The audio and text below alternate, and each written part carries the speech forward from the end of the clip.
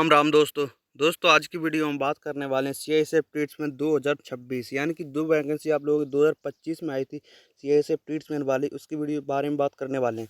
तो आज की वीडियो में आप लोगों को बताएं कि आप लोगों का एग्जाम कब होगा। ये समझिए आप लोगों की भाई डेट आ चुकी है। तो आज की वीडियो में A to Z आप लोगों को जानकारी मिलेगी, आप लोगों के एग्जाम यानी कि कब से चालू होंगी और आप लोगों के एडमिट कार्ड कब से आएंगे, और आप लोगों को A to Z जानकारी मिलने वाली है कि आप लोगों का सिलेक्शन कैसे हो सकता है और आप लोगों को क्या क्या गलती नहीं करनी है, क्योंकि लास्ट के टाइम पर लड़के लोग बहुत ही ज़्यादा गलती कर देते हैं। उसी हिसाब से आप लोगों का सिलेक्शन रह जाता है। तो हम बताएंगे आप लोगों को यहाँ पर गलती क्या नहीं करनी है, जिससे आप लोगों का 100% भाई सिलेक्शन पक्का हो सके। तो चलिए चलते हैं वीडियो में आगे। और हाँ भाई, अगर आप लोगों को वीडियो अच्छी लगे तो भाई यार लाइक ज़रूर कर लें और चैनल को भाई यार सब्सक्राइब जरूर कर लें, जिससे कि हम कोई भी नई वीडियो डालें तो सबसे पहले आपके पास पहुँचे। चलिए सबसे पहले हम बात करेंगे आपके एग्ज़ाम को लेकर कि आपको एग्ज़ाम जो है सीएसए ट्रीटमेंट का कब होने वाला है। तो चलिए देखिए, अब हम बात करें सबसे पहले आपको वैकेंसी की लेकर कि वैकेंसी आप लोगों की कब चालू हुई थी, कब क्या, यानी कि उसी हिसाब से आप लोगों को A to Z जानकारी मिलने वाली है। सबसे पहले हम बात करेंगे इंपॉर्टेंट डेट्स, यानी कि नोटिफिकेशन आप लोगों का रिलीज हुआ था 5 मार्च 2025 को, और अप्लाई ऑनलाइन स्टार्ट हो गए थे 5 मार्च 2025 से, और लास्ट डेट यहाँ पर आपकी 3 अप्रैल रही थी, 3 अप्रैल 2025।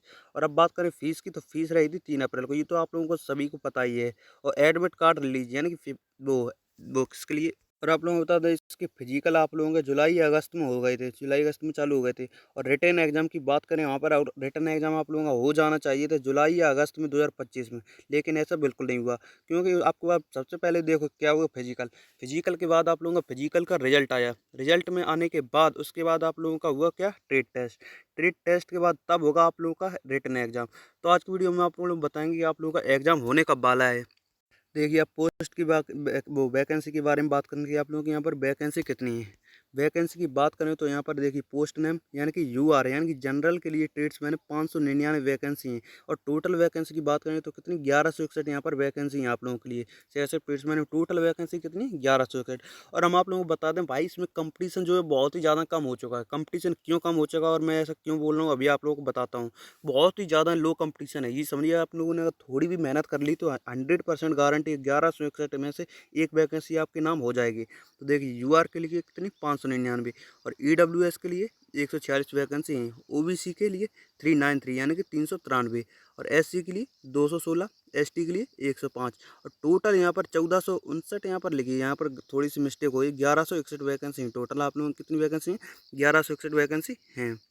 अब एजुकेशनल क्वालिफिकेशन की आपकी बात करें, इसमें ओनली 10th पास मांगा गया था, ओनली 10th पास। और एज लिमिट की बात करें तो एज आपकी 18 से 23 होनी चाहिए थी। और इसमें एज रिलैक्सेशन यानी कि एज में छूट भी आप लोगों को मिली थी। तो अब बात करें नेशनलिटी यानी कि इंडियन आप लोगों को होना चाहिए। फिजिकल स्टैंडर्ड एज पर CISF नो फॉर्म्स। अब बात करें, देखिए फीस तो आप लोगों को पता ही है, सभी लोगों की यहाँ पर 100 रुपये कटी थी। SC ST में और एक्स सर्विसमैन के 0 रुपये यहाँ पर रहे थे, और ऑनलाइन फॉर राहत। अब बात करें सिलेक्शन प्रोसेस आप लोगों का यहाँ पर क्या है। सिलेक्शन प्रोसेस की बात करें, सबसे पहले आप लोगों का फिजिकल एफिशिएंसी टेस्ट यानी कि रनिंग वगैरह हुई थी।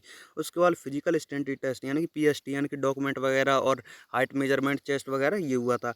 उसके बाद फिर आप लोगों का हुआ था यहाँ पर trade test, sorry trade test. Trade test के बाद तब आप लोगों का होगा रिटन एग्जाम, रिटन एग्जाम के बाद मेडिकल। उसके बाद आप लोगों का 100% भाई सिलेक्शन हो जाएगा। तो ये समझिए 5 चरणों में आप लोगों का यहाँ पर सिलेक्शन होता है। सबसे पहले फिजिकल, फिजिकल के बाद PST यानी कि डॉक्यूमेंट वगैरह, उसके बाद ट्रेड टेस्ट के बाद रिटन एग्जाम, उसके बाद मेडिकल है। इतनी 5 जो चीज़ें क्लियर कर लेगा उसका 100% सिलेक्शन है। और हम आप लोगों को बता रहे हैं कि इस बार कंपटीशन जो है बहुत ही ज़्यादा कम रहने वाला है, कंपटीशन बहुत ही ज़्यादा कम रहने वाला है। बात करें आप लोगों की फिजिकल स्टैंडर्ड टेस्ट यानी कि PST में क्या हुआ था, UR OBC के लिए 170 सेंटीमीटर यहाँ पर हाइट होनी चाहिए थी, और महिलाओं के लिए 157। SC ST को छूट मिली थी तो 165 सेंटीमीटर यहाँ पर होनी चाहिए। और चेस्ट मेल के लिए कितना, 80 से 85 यहाँ पर होना चाहिए था। और SC ST के लिए 76 से 81, क्योंकि उनको छूट मिलती है। अब बात करें रेस की यानी कि रनिंग आप लोगों की कितनी थी, मेल के लिए थे 1600 मीटर कितने में, 6.5 मिनट में, यानी कि 6 मिनट 30 सेकंड में यहाँ पर थी। और फीमेल के लिए थी 800 मीटर 4 मिनट के अंदर यहाँ पर करनी थी। और ये सिर्फ ओनली क्या क्वालिफाइंग नेचर था, यानी कि आप लोगों को सिर्फ रेस क्वालिफाइंग करनी थी। रेस वगैरह के आप लोगों को बिल्कुल भी यहाँ पर नंबर नहीं मिलते, ना ही रेस की ना ही हाइट कुछ के नंबर नहीं मिलते। ये सिर्फ आप लोगों का क्वालिफाइंग नेचर रहता है। अब बात करें आप लोगों की सिलेबस की, यहाँ पर सिलेबस क्या रहने वाला है और रिटन एग्जाम पैटर्न आप लोगों का क्या है। देखिए, रिटन एग्जाम का पैटर्न जो है आप लोगों का, बहुत ही ज़्यादा लड़के लोग कन्फ्यूजन हो रहे हैं कि हमारे कितने नंबर आ रहे हैं और कितना, मतलब सिलेबस में क्या क्या है, जनरल नॉलेज, मैथमेटिक्स, रीजनिंग। और रीजनिंग में सबसे ज़्यादा परेशान हो रहे हैं कि रीजनिंग में भाई कितने क्वेश्चन आ रहे हैं। क्योंकि ऐसा था, इससे पहले जो आप लोगों का एग्जाम हुआ था उसमें रीजनिंग के कितने पता है, 40 क्वेश्चन आए हुए थे, क्योंकि रीजनिंग के 40 क्वेश्चन आए थे। लेकिन इस बार हम बता रहे हैं आप लोगों को, वो नोटिफिकेशन ओरिजिनल है, उसमें आप लोगों को सीधे दिए 4 section, general knowledge, mathematics, reasoning, Hindi या फिर इंग्लिश। तो हम बता दें आप लोगों को सभी की कितने 25-25 क्वेश्चन आने वाले हैं। 25 क्वेश्चन, 25, 25, 25, यानी कि टोटल कितने 100 क्वेश्चन आने वाले हैं। और सभी क्वेश्चन एक नंबर का रहने वाला है। इस हिसाब से आप लोगों को टोटल नंबर कितने 100 का यहाँ पर पेपर रहने वाला है। और आप लोगों को हम बता दें टाइम यहाँ पर बहुत ही अच्छा मिलता है। टाइम यहाँ पर 2 घंटे आप लोगों को मिलने वाले हैं। सीआईएसएफ ट्रेड्समैन के एग्जाम के लिए 2 घंटे का टाइम यहाँ पर मिलने वाला है। और आप लोगों को नेगेटिव मार्किंग यहाँ पर नो नेगेटिव मार्किंग है, यानी कि नेगेटिव मार्किंग बिल्कुल भी नहीं है। और हम बता दें आप लोगों को ऐसा नहीं करना है कि जैसे कि 100 क्वेश्चन है, 100 में से आप लोगों को जैसे कि 80 क्वेश्चन आ रहे हैं, तो ऐसा नहीं करना है कि 20 आप लोग छोड़ दें। तो छोड़ के तो बिल्कुल भी नहीं आना, क्योंकि इसमें नेगेटिव मार्किंग भाई नहीं है। अगर आप लोग 20 में से अगर 20 पर कम से कम बी लगा देंगे, तो कम से कम इसमें से कम 7 या 8 की उम्मीद है कि 100% भाई सही चले जाते हैं तुक्के में। तो आप लोगों को भाई तुक्का भी लगा के आना है, ऐसा नहीं कि 80 आ रहे हैं और 20 छोड़ दें, छोड़ना बिल्कुल भी नहीं है। यानी कि आउट ऑफ आउट 100 में से 100 आप लोगों को अटैम्प्ट यहाँ पर करके आना है। अगर आप लोगों को 80 आ रहे हैं और 7 तुक्के में सही चले गए, तो आपका स्कोर है 87 बन जाएगा। और 87 जिसका भी स्कोर बन गया उसको तो भाई 100% सिलेक्शन होना तय है, क्योंकि 87 बहुत ही ज़्यादा वो श्योर वाला सिलेक्शन हो जाता है। ये समझिए बहुत ही ज़्यादा सेफ स्कोर हो जाता है 87। अगर 87 है 100% में गारंटी ले सकते, तो उसे कोई नहीं रोक सकता सिलेक्शन होने से। अब बात करें आप लोगों की पे लेवल आप लोगों का यहाँ पर लेवल 3 रहता है, यानी कि पे स्केल आप लोगों को 21,700 से 69,100 तक आपकी सैलरी रहती है। और अदर अलाउंस, यानी कि अलाउंस भी आप लोगों को मिलते हैं एज पर सीएसएफ रूल्स। ये समझिए आप लोगों की जब सैलरी है 69,000 वैसे ही है पे स्केल से। जब अलाउंस वगैरह मिलते हैं तो आपकी सैलरी कम से कम 80 से 90,000 तक पहुँच जाती है। ये समझिए सीआईएसएफ रूल्स, यानी कि 10th पास वालों के लिए बहुत ही ज़्यादा बड़ी वैकेंसी है और बहुत ही ज़्यादा सैलरी यहाँ पर हो जाती है। 90,000 10th पास वालों के लिए बहुत ही ज़्यादा बड़ी सैलरी यहाँ पर हो जाती है। अब बात करें आप लोगों की सिलेबस, यहाँ पर सिलेबस आप लोगों का यहाँ पर क्या रहने वाला है। General knowledge, mathematics, reasoning, Hindi या फिर इंग्लिश। जनरल नॉलेज की बात करें तो आप लोगों को इसमें पढ़ना है history, geography, polity, economy, science, current affair, sports, awards and etc. 2-3 और हैं, वो भी आप लोगों को पढ़ने हैं। अब बात करें मैथमेटिक्स में आप लोगों को number system, simplification, percentage, average, ratio, time and work, time and distance और ईटीसी। आप लोगों को 1-2 टॉपिक और बचे हैं, वो भी पढ़ रहे हैं। अब बात करें रीजनिंग की, रीजनिंग में analogy, code and decoding, blood relation, direction, syllogism, puzzle, etc. यानी कि जितने हम आप लोग को ये टॉपिक बता रहे हैं, इतने तो आप लोगों को 100% पढ़ने हैं। बाकी और जो वगैरह रह जाते हैं वो भी आप लोग कवर कर लेना। अब बात करें हिंदी या फिर इंग्लिश, इनमें से वो कंपलसरी एक रहता है, या फिर हिंदी करें या फिर इंग्लिश करें। तो हम बता दें हिंदी या इंग्लिश में ग्रामर, वोकेबलरी, कंप्रीहेंशन और ईटीसी और बहुत सी संज्ञा वगैरह ये सब हो जाते हैं। वो आप लोगों को सब ग्रामर में ही आता है, सब कुछ आप लोगों को पढ़ना है। तो ये था आप लोगों का सीएसएफ ट्रीटमेंट का सिलेबस। तो अगर आप सिलेबस कंप्लीट कर लेंगे तो भाई ये समझिए 75 से 80 तो आप लोगों का ऐसे ही बन जाता है। अगर आप लोगों का सिलेबस कंप्लीट हो गया तो 75 से 80 टारगेट तो ऐसे ही आप लोगों का अचीव कर लेते हैं, क्योंकि सिलेबस कंप्लीट करना बहुत ही बड़ी वो हो जाती है चीज़। तो आप लोगों का सबसे पहले फोकस करना है कि हमारा सिलेबस कंप्लीट है कि नहीं। अब अगर आप लोग सिलेबस कंप्लीट नहीं करेंगे और ऐसे ही अगर मॉक वगैरह देंगे, तो 100% मैं गारंटी ले रहा हूँ आपका स्कोर वही रहेगा 40 से 50 के बीच में बिना पढ़े। तो अगर आप पढ़ लेंगे, आपको सिलेबस जो है कंप्लीट अगर हो जाएगा, तो आप लोग 80 से आराम से टच कर जाएंगे। और अगर आप लोगों ने 80 स्कोर टच कर लिया तो 100% गारंटी है भाई आप लोगों का सिलेक्शन हो जाएगा। अब बात करें इंपॉर्टेंट डॉक्यूमेंट आप लोगों की इंपॉर्टेंट यहाँ पर क्या रहते हैं। 10th मार्कशीट और पासपोर्ट साइज फ़ोटो तो लगते हैं, signature, other documents, domicile certificate यहाँ पर बहुत ज़्यादा ज़रूरी होता है। डोमिसाइल और कास्ट सर्टिफिकेट और 10th मार्कशीट और आधार कार्ड, इतने तो 4 होने ही चाहिए। और बाकी अगर अदर कोई डॉक्यूमेंट है वो भी आप लोग रख सकते हैं। पास वो क्या पैन कार्ड वगैरह ये चीज़ें रख सकते हैं और वोटर कार्ड वगैरह, लेकिन ये 4 चीज़ें तो कंपलसरी यहाँ पर रखनी ही होंगी। अब हम बात करें आप लोगों की, इसी हम क्यों बोल रहे थे कि आप लोग का कंपटीशन इस बार बहुत ही ज़्यादा कम रहने वाला है। और हम आप लोगों को अभी बताएंगे कि आप लोगों की एग्जाम डेट कब रहने वाली है। तो सबसे पहले हम बात करें आप लोगों का कंपटीशन कम कैसे रहने वाला है, ये मैं क्यों बोल रहा हूँ। ऐसा मैं भाई इसलिए बोल रहा हूँ कि जब आप लोगों के फार्म भरे थे, फॉर्म यानी कि अप्लाई हुए थे, तब कितने कम से कम भाई 5 लाख प्लस लोगों ने यहाँ पर फॉर्म अप्लाई करे थे। तो फॉर्म अप्लाई कितने करे थे, 5 लाख प्लस लोगों ने भाई, ये समझिए। तो अब हम बात करें आप लोगों की, फिर आप लोगों का होगा पीटी पीएसटी यानी कि फिजिकल एफिशिएंसी टेस्ट।